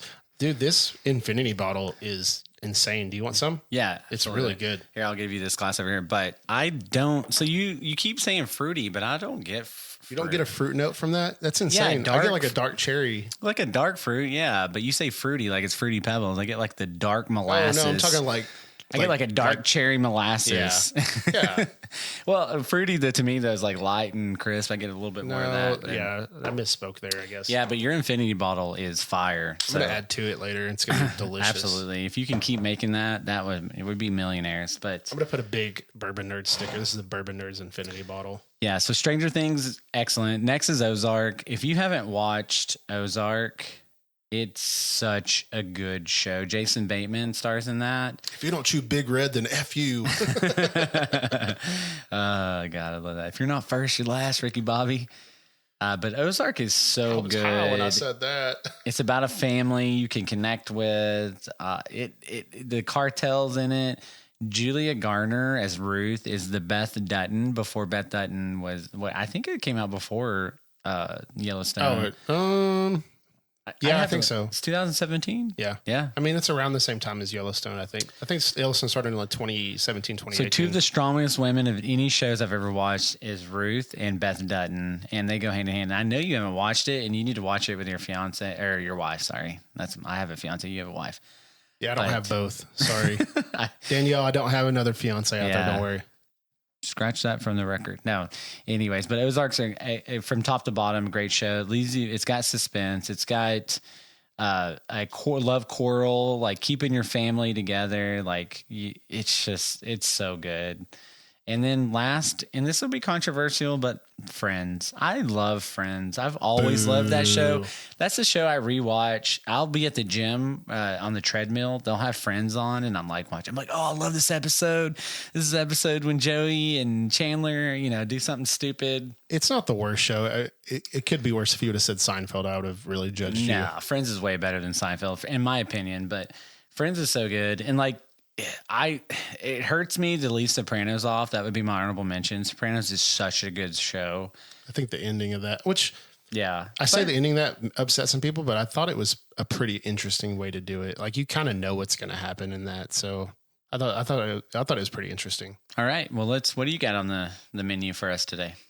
So I feel like my favorite show of all time is It's Always Sunny in Philadelphia. That's one I can just watch. I was actually watching it earlier, and just some of the Charlie things that he says just crack me up. Where I was watching the other day, it was a clip, and he was like, hey guys, did you know that Pittsburgh is also in Pennsylvania? Like, how does that work? Because Philadelphia is Pennsylvania. And they're like, I don't understand. And the thing is, he thinks that just Philadelphia is Pennsylvania. There aren't more cities. And then another one where he's like, oh, you see that door over there where it says pirate? Do you think a pirate lives there? And Dennis is like, are you talking about the door that says private? The whole thing is Charlie's literate. And it just, I don't know. The whole show is just great. I love the humor. It's very dark and it's just so good. I love that show so much. That's a great show. I thoroughly enjoyed that show. Yeah, and it has some great themed episodes. Like the best episode is where Charlie writes a musical called "The Nightman Cometh," and if you haven't watched anything from the show, just watch that episode, and you'll just understand what I'm talking about. The next one I have is Dexter. I will say the first 4 seasons of Dexter are amazing, and it kind of is hit or miss after that, and the last season is horrible, but I just love the show, and I love the character Dexter, and I love a lot of the characters in that show. You know they're coming out with the origin series, Dexter. Yeah, I think they've already kind of started it. Yeah, I'm going to wait till it all comes out and then watch it. They tried to do the Dexter Born Again, and I thought it was okay. I thought the serial killer they had on that was really good, but Dexter was very inconsistent, and I don't know. It'll be interesting to see what they do. You need to go watch Ozark, and then I want you to come back and say if your top 5 is still the same. So another one I have is Community. That show is great. It has Donald Glover, who's known to everyone as Childish Gambino. It has Chevy Chase. It just has a great cast. The Asian guy from The Hangover. I can't put my name. Chow. No, I don't think it's. Oh, well, yeah, he plays Chow. I just can't think of his name. He's hilarious. He's a judge for The Masked Singer, but he's great in the show. He's a doctor. Yeah. Him and his wife both are doctors. Yeah, that's insane. And the way he got his start is he went to a comedy club and did stand up. And people thought he was hilarious. But interesting thing about Community is the creator is Dan Harmon, who now does Rick and Morty. And some of the main directors who did some of the big episodes for that show are the Russo brothers, who directed the big Infinity movie or Avengers movies. So some really good talent behind that show. I also have The League, which isn't going to be for everyone because it's more about fantasy football. And it's also more of like 10, 20 years ago fantasy football. So you're not going to know a lot of the names and stuff on there, but I love to go back and watch. Like Taco's just a hilarious character. Everyone on there is great. Ruxin's great, and then the last Ralphie. One, yeah, Ralphie's my Ralphie Bomb. I love Ralphie. That guy plays like the same character in every show. Yeah, he shows up in Brooklyn Nine-Nine. Yeah, he showed up in the Good. I think it was The Good Place. Yeah, there was The Good Place, and he was a very interesting character there. Yeah, Ralphie Bomb. I a lot of my fantasy football leagues I name after that, like Taco Corp or Ralphie Bomb. Yeah, there's a lot of different ones there. And then the last one I have is Ash versus Evil Dead. I think that was canceled very early, but I love the Evil Dead series. I love Bruce Campbell. I was really upset when they canceled it. They canceled it on the season finale of season 3, and they set up basically Ash in a post-apocalyptic world, which would have been Evil Dead in like Mad Max style, which I thought would have been nuts. So I was kind of upset that they stopped that. I did want to add that it would have made my top 5 if it was not just one season, but I feel like the True Detective first season is one of the greatest seasons of television ever. The whole season is just fantastic from start to finish with Woody Harrelson and Matthew McConaughey. It's just amazing television. Yeah, absolutely. I couldn't agree more. If you haven't seen the first season of True Detective, go back and watch it and thank us later for that. It is must see TV. It also has my crush, Alexandria Daddario. Oh, yeah. And Woody Harrelson's in it. Yeah, and my man crush, Woody Harrelson. Absolutely. And then why we're talking about, why I didn't include this in mine, but Band of Brothers, it's a miniseries, but that is such a phenomenal show. Like, I could watch that a million times. To me, it just has everything. The acting's great. It's got so many famous actors in it. Cumberbatch is in it. I mean, there's a ton of actors in it, and we could talk all day. We could talk all day long about it, but it's excellent. If you haven't seen it, go watch it. It was an HBO exclusive. I don't know what platform it's on these days, but go watch it and thank us later. Go watch True Detective season 1 and Band of Brothers, and by God, those will probably be in your top 5. We don't put them in ours. Just because they got the True Detective changes every season, and Band of Brothers is considered a miniseries to me. So again, but they're phenomenal. So real quick, before we get to our favorite movies of all time, do you want to talk about top 5 Christmas movies of all time since Christmas is coming up? Yeah, we can, definitely. Ethan, I hope you can cue in some Christmas music a little bit, some of those little bells. Just no Mariah Carey, please. No, we don't want Mariah Carey. We don't want any of that on our show. Don't. Dream yeah, that's a good one. Of a white Christmas, just like the one you used to know. All right, let's get back on track. Hey, that was pretty good. That was pretty good. We almost harmonized there for a second. Top 5, my all-time favorite movie, I watch it every single Christmas, is Home Alone. And that has the best Christmas soundtrack. If you want to listen to it, Christmas music, yeah, I mean, it gets it, bro. It hits hard for sure. Dude, Kevin McAllister is a psycho. I think he grew up to be Jigsaw. For sure. Kevin! But Home Alone's great. I watch it every year with my daughter. I started that trend actually with my buddy Dan. So I have watched that, I think, for the last 12, 15, 13, 14 years. And I'll continue that trend. And I do own Home Alone, by the way. It's Joe Pesci. Yeah, Joe Pesci, dude. He is. Next is Die Hard, which I'm a newcomer to the Die Hard as a Christmas movie. I watched it last year with my family, and I took a step back and said, well, you know what? This is a pretty damn Christmas movie. And you know what they say? It's not Christmas until Hans Gruber falls out of the Nakatomi Plaza. Yeah, I can visually see that in my head. Yeah, it's like the ball dropping for New Year's. Like that's the ball drop for Christmas, essentially. So I think it's probably going to be Home Alone and Die Hard that I watch, and I also watch. So next is and Die Hard's great. So Christmas Vacation. You can't have Christmas without the Griswolds. Crapper's full. Yeah, like I always remember the turkey and the tree and the cat. She boxed her cat. And then Cousin Eddie, who's the best everyone character. Has a Cousin Eddie. Everyone, if you're from the South everyone has a Cousin Eddie. And so that's just and then Christmas Story to me is just iconic. You know, growing up, the BB gun is something I always relate to. You'll shoot your eye out. Yeah, like I always wanted a BB gun. It took me forever to get one. Fragile, it must be French. Fighting the bully, all that kind of stuff. And then I absolutely love Bad Santa. Bad Santa is such a funny movie. I think it's one of the most underrated Christmas movies, and maybe I just believe that, but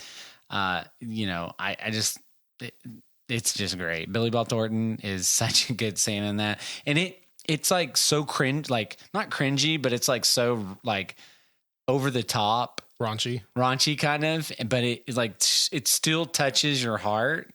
And there's a lot of parts of the movie in it. So I think it rounds out, and I have a good time watching it every time. So those are my top 5 Christmas movies. What do you got? Real quick, I wanted to give a quick story about A Christmas Story. There's a town in Chickasha called Chickasha, Oklahoma, and they have what is the largest leg lamp. It's huge. It's got to be like 20, 30, 40 feet tall. It's huge, and it lights up at night. But the reason they have that there is there's a professor that was from Chickasha, and he recently passed in the last 5 or 6 years. But when he taught at OU, one of the guys that was in his class was the set designer for A Christmas Story, and he always said that his professor had a lamp very similar to that, and they believe that is what the inspiration for that in the movie was. And so to honor him, they made this big leg lamp statue, and I got to go see it, and I have pictures of it. I'll show it to you later, but it's really, really cool. Hey, I have a confession to make. What's that? I love lamp. I love lamp. Are you sure you love lamp, or are you just naming stuff you love that you see around the room? Yeah. Okay, so my favorite Christmas movies, number 1 is easily Gremlins for me.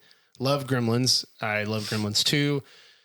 It's just, I don't know, it just really shows the Christmas spirit in a really dark and humorous way. And the craziest thing about Gremlins is you have all this like chaos, and then they get stuck in this bank. And she tells like one of the saddest stories you'll ever hear in your life about like her dad being stuck in the chimney and stuff. And I'm like, wow, this is the darkest story anyone's ever said in a movie. And it's just, and then they go back and, the Gremlins,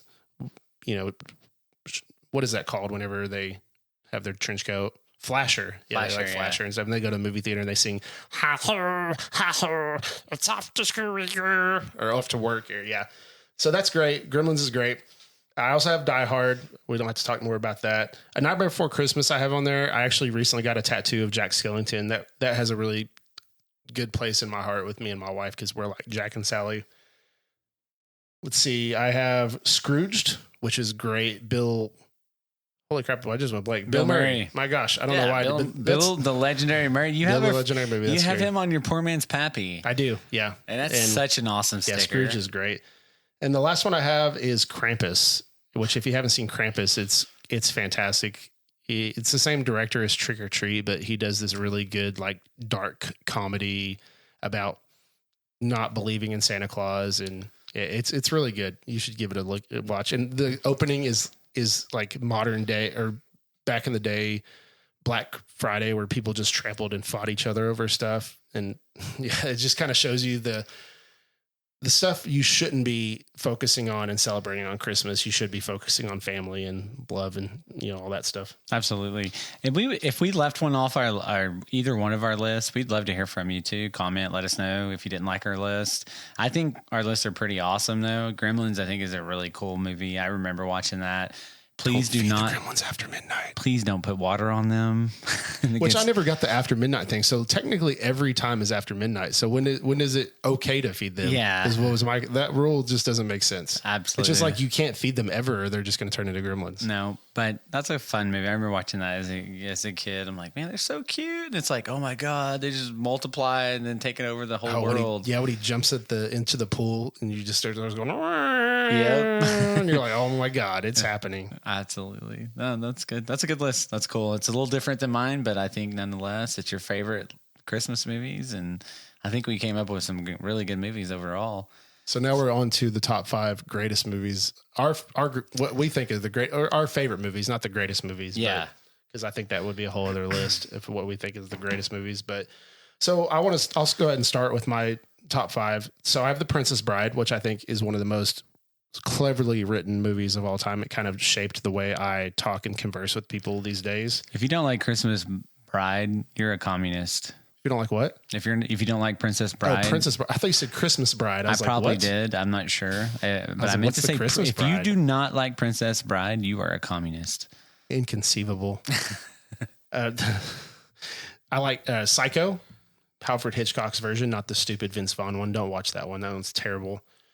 I have In Bruges, which is the fantastic Colin Farrell movie. It's got Colin Farrell. It's got Ralph Fiennes. It's about a hitman who does his first hit and messes up and has to go hiding in Bruges, and he hates Bruges. But that movie is just fantastic. It's another one that I think is just super cleverly written. He does a lot of great movies. Knights of Badassdom I threw on my top 5. That's about a group of LARPers who accidentally summon a succubus from hell. It's got Peter Dinklage. It has the guy who plays Jason Stackhouse in True Blood. What is LARPing? Live action role playing. For you non-nerds out there. Yeah, and they talk like old school style. Like, we must weather the storm. Just like, yeah, it's crazy. And then the last one I have is Killer Clowns from Outer Space.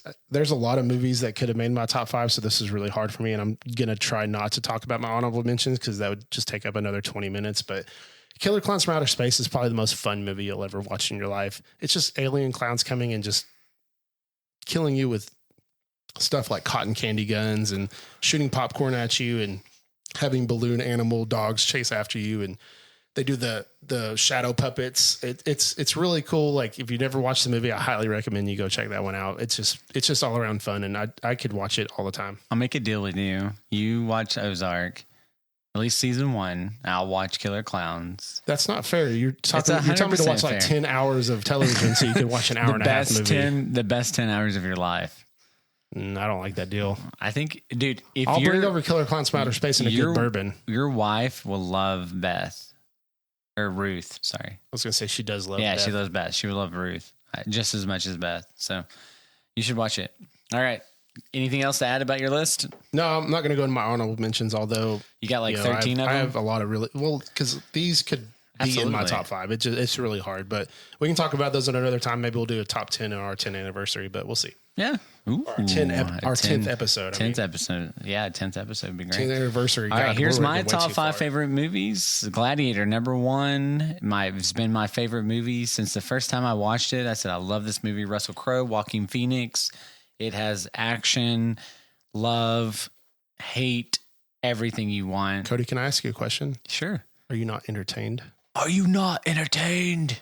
The cool thing about that movie, though, is we actually watched some of that in our film class, and it was just all the different continuity errors, because there's one scene where you can kind of see an airplane go in the sky, another one where you can see the mechanism that flips the chariot, just all these different things. It's really fun to go back and just kind of watch them. Don't try to ruin my favorite movie. No, dude. I'm not, but it's fun to watch those kind of things. I love seeing those in movies. No, and that's the film person. Well, and that's just about continuity. Like, the continuity is a big part of film. It's important. Absolutely. The next is The Matrix. The Matrix came out in 1999.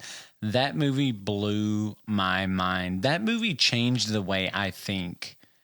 Like, we could be in the Matrix right now. You're still looking for the girl with the rabbit tattoo? Yeah, absolutely. So, great movie. I'm a huge Keanu Reeves fan. That, to me, was a transcendent movie, very impactful in my life, and I love that movie. I think it's phenomenal as fighting, action, love, everything you want in a movie. I think it's all rolled up in one. And if you like Keanu Reeves, by God, it's the chef's kiss. Mr. Anderson. Mr. Anderson. Next, I have The Goodfellas. So, which talking to me? Are you talking to me? You think I'm funny? Why you think I'm funny? What is it about me that makes I'm funny? So I just Joe Pesci's so good. Dude, he's so good. He's ruthless in that.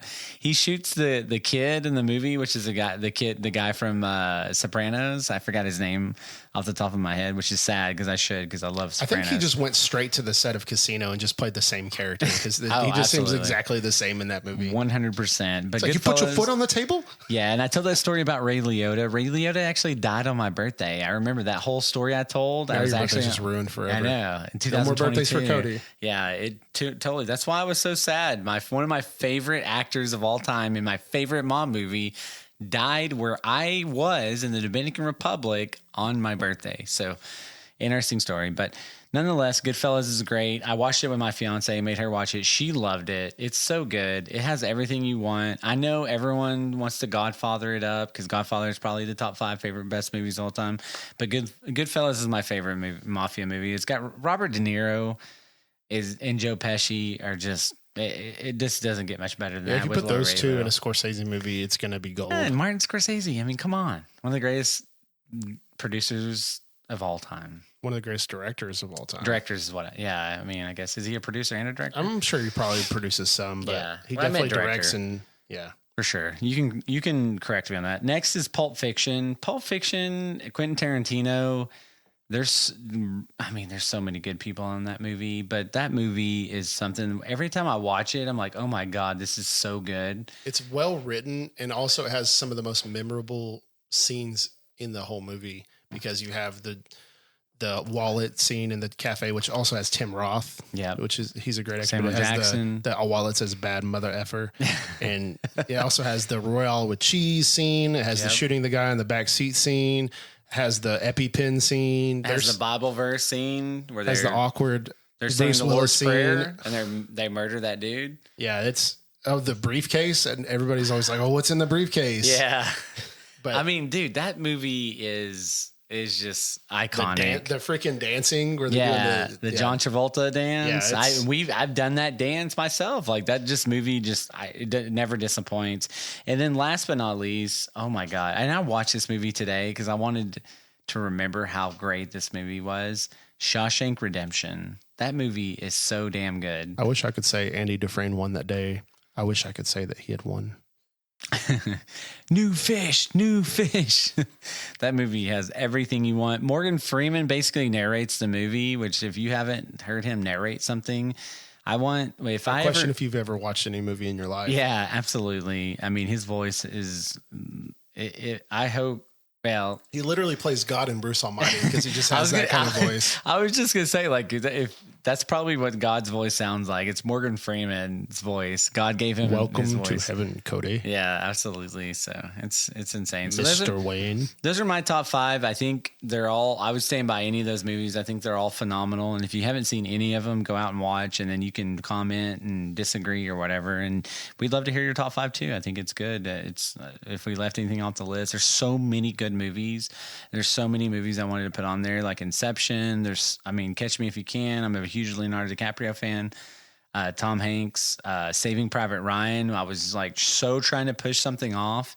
And I was like, I can't push Shawshank Redemption off my list. And Pulp Fiction, if you're going to give me Pulp Fiction or Saving Private Ryan, I'm going to choose Pulp Fiction.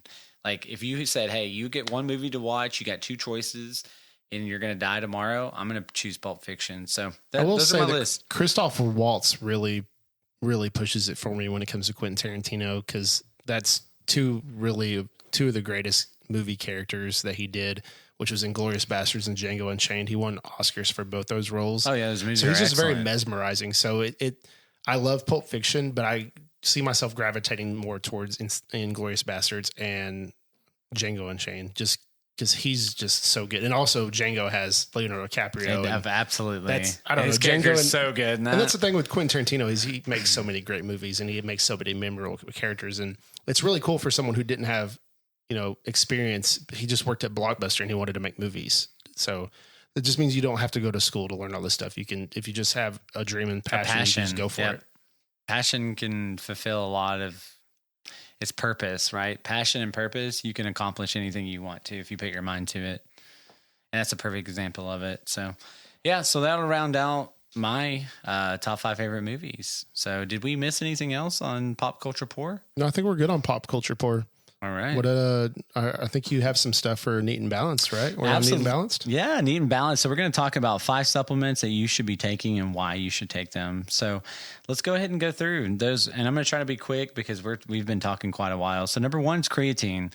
And this is what used to be a controversial one. There is still some things that you got to be mindful of, some water retention and different things. But creatine, and I just started getting back into creatine. I think I'm on like day 12 and I have seen a significant difference. So creatine helps, it's amino acids. It helps with muscle growth, cognitive function. It's a huge benefit of it, which a lot of studies are starting to come out on that. Muscle recovery, which is really important to me as you age, if you're getting an effective workout, muscle recovery is really important for you. And, it helps push water into your muscles. So you're going to see 2 benefits of that. One, again, we talked about the muscle recovery and muscle repair. Obviously, putting water and nutrients into your muscles is good. And then also your physique, being able to see your muscles be bigger, more like when you're in an after workout kind of, you flex kind of state. So, which is what we all want. So highly recommend creatine's number 1. It's very cost effective. And just before I go on, I just want to be very clear. Whey protein, I do not consider a supplement. I think it's something if you want to get your protein in a cost effective manner, I think whey protein is something you're going to do. And a multivitamin, everyone should be taking a multivitamin. My doctor prescribed me a multivitamin to take because my testosterone was low. So I take a multivitamin, then you said whey protein. I put that in my yogurt every day. It's really good. Absolutely. Makes it actually taste a lot better. Yeah. I put it, if I'm eating Greek yogurt, you can do it in oatmeal. I mean, there's so many different things. Just drinking a shake, throw some blueberries on there. And absolutely. I started doing the peanut butter. The stuff that I took, my little recipe. It's so good. And then it's adding an extra 8 grams of protein to it's like a no brainer. Yeah. So you're getting like 60 to 70 grams of protein in your Greek yogurt. What's going to give you better protein than that? That's 70 grams. You're eating probably close to 180 to 200 grams, which is where you want if you're going around 200 plus pounds. I mean, to me, it's a no-brainer. But back on track, number 2 is probiotics. I've talked a little bit about gut health. Gut health is so important. It's vital to your immune system. It helps reduce inflammation. It's good for your brain. And if you're trying to manage your weight, gut health is everything you want and more. And I'm going to give you a little bonus. If you're trying to rebuild your gut health, glutamine, which it doesn't have a lot of value in other aspects, is really good for rebuilding your gut health. So take your probiotics. Do not eat when you take a probiotic. Take it whether you're fasting or before, because that can disrupt the absorption and compete with it. I doing some research on exactly all the different impacts of that, but probiotics are really important and something that's helped me tremendously since I started taking them, and I highly recommend it. Number 3 is fish oil. So getting your omega-3 fatty acids. Obviously there's so much. It helps improve cognitive function. It helps inflammation. It helps with your blood pressure. I mean, there's a ton of different things, and there's no way you're getting enough omega-3 fatty acids in your diet. And if you're eating enough fish too, you're probably going to get mercury poison at some point, because tuna and those different things have a lot of mercury content, which can cause your body to be out of balance. So something to be very mindful of. But fish oil, I think, is a very important supplement that you want to be taking. Number 4 is extremely vital, is magnesium. So magnesium is involved in over 600 enzyme reactions in your body. Reduces muscle cramp, helps regulate blood pressure, it helps prevent an irregular heartbeat, regulate your blood sugar, and helps make protein. So magnesium is one of the most important nutrients in your body. And I think the CDC stated, and I'd have to go back and look, but it was like 65% of Americans have a magnesium deficiency. And even if you take a multivitamin, a lot of multivitamins don't have magnesium in it. And even if it does, you're still not going to get the recommended amount. You want to get about anywhere from 250 to 500 milligrams of magnesium.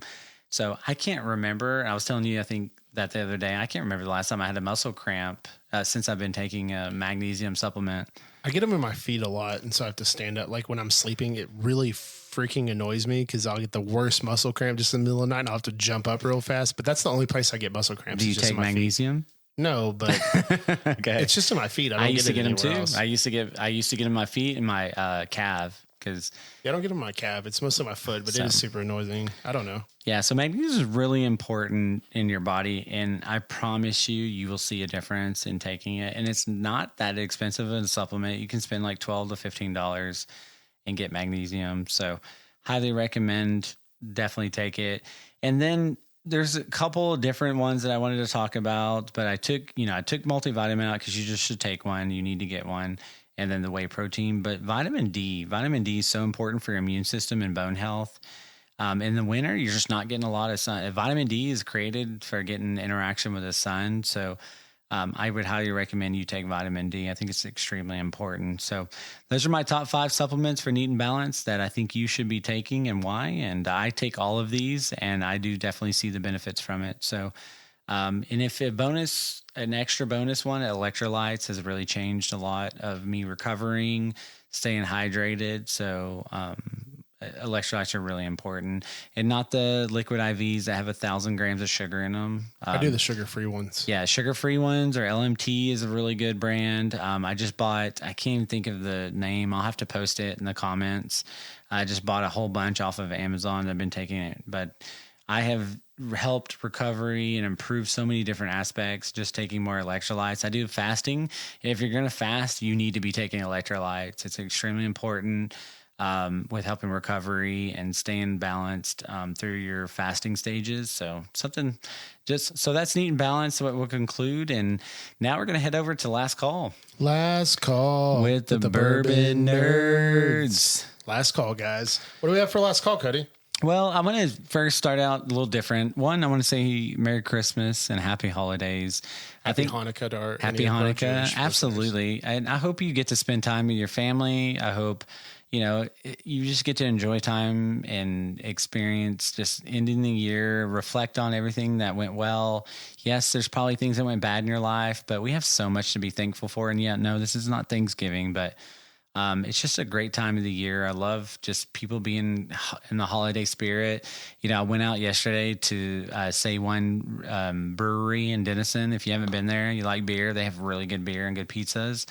We took our grandpa out from the assisted living, got to take him out and hung out with my aunt, and they had a bunch of people there, and there's a couple of people dressed up as Santa. I got to take some pictures of them and just had a really good time. So it's just a good time of the year to be, just recognize all the things that you have and just, really appreciate, the time of year and the holiday spirit. And, there's a lot of people that are going through tough times and having a difficulty, and, with whatever it is that they're doing. So, just be respectful and be appreciative of everything you have. And, I just wanted to say happy holidays, and I hope you have a wonderful holiday season. So we're hoping to record one more episode before the end of the year, but we got a lot of exciting things lined up in 2025. Real quick, before we get to 2025, do you want to talk a little bit about our raffle that we just experienced? Yeah. First of all, I want to say R.I.P. Theron.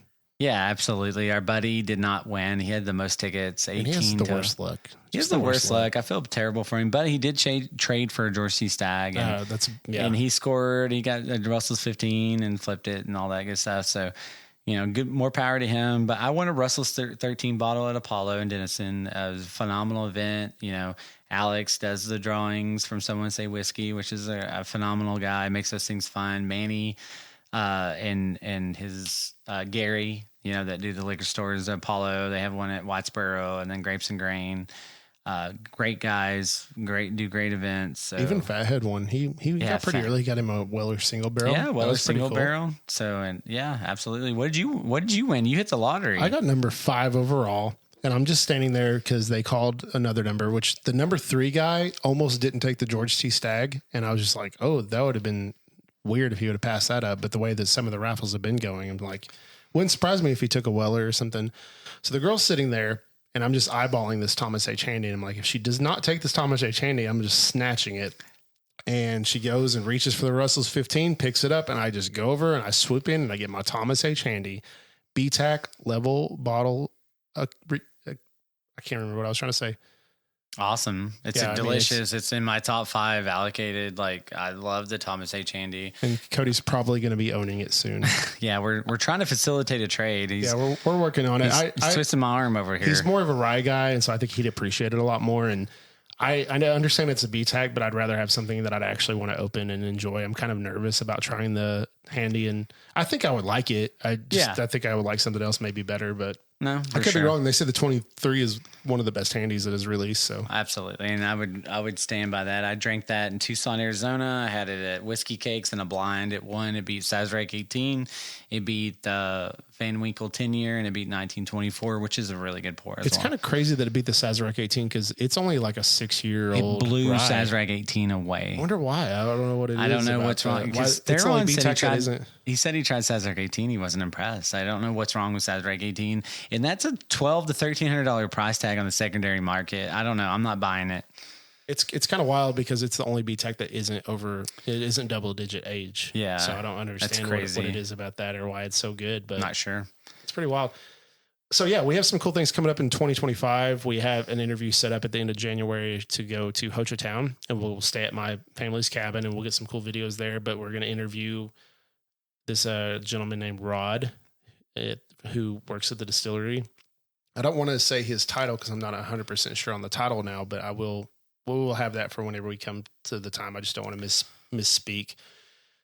So we have that, and then we have some feelers out there for Iron Root Distillery. Hopefully I've been in touch with Robert. He wants to do an interview. We're targeting the early February. We don't have that date yet set, but yeah, really excited. Iron Root Republic is doing some wonderful products. We got to try their Hubris that just got released, and I've been a Harbinger fan, and my aunt and uncle love Harbinger as well, but that Hubris may take the cake now. I think I really enjoy that Hubris that we had. I still want to try their cigar blend, their 10-year anniversary one. I wish I would have got one of those. I bet it's really good. Absolutely. Hopefully we can score one. Maybe they got some they're stashed. Maybe he'll let the Bourbon Nerds review it live on a pod. Oh, that'd be sick. I don't know. You never know. We just have to wait and hear back from him. He hasn't emailed us back just yet, but they're busy guys. I'm sure it takes them a minute to get back. Yeah, absolutely. No, and we reached out to a couple other people that we're going to be working with.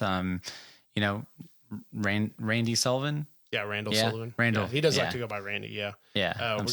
We're gonna go and spend some time with him. Bourbon Hunter. The Bourbon Hunter. We did reach out to him and email him. He's been pretty cool. So we'll see. We're getting some feelers out there to try to have some, hopefully set up some collabs and just to get some advice. I think that's the best thing is to get some advice from these people who've been doing, which they do YouTube videos, but I think, just being content creators in general, that experience and stuff is very valuable. So it'll be really good to speak to some of these guys. Yeah, absolutely. And we would make content that you guys actually enjoy and want to watch. We're going to be doing videos, adding that to the mix. We're working on that. We're going to be trying to do some collaborations on hopefully a barrel pick that we can put our awesome sticker that we want to create. We're going to be doing some merchandise, hats, shirts, some things that you've seen before. We're getting our Patreon up and launched and ready to go. So if you guys want to support us, you can donate. You can be a part of our Patreon, and we're going to try to build a really valuable offering to our community for that. So yeah, we're really excited. We're going to do some events. We're going to do some bottle shares. We're going to do some charity events in 2025. So we're going to be pretty busy. We have a lot going on. January is going to be packed, and we're going to keep adding too. So if you have something you want to be involved with, please reach out to us. We'd love to talk to you. And yeah, we're really excited. We appreciate all the feedback, all the love people have given us, and we want to continue to get better. We want to continue to learn, and we want to continue to be actively involved in the bourbon community. Yeah. So I think that about wraps it up if we don't have anything else. So do you have anything else to end it with there, No, Cody? I think it's good. Again, have a happy holidays, and hopefully we talk before the end of the year. So right. Well, I'm Cody. And I'm Garrett. And we are the Bourbon Nerds. Thanks for listening, guys. Thanks, guys. Take care. We'll talk soon. Bye-bye.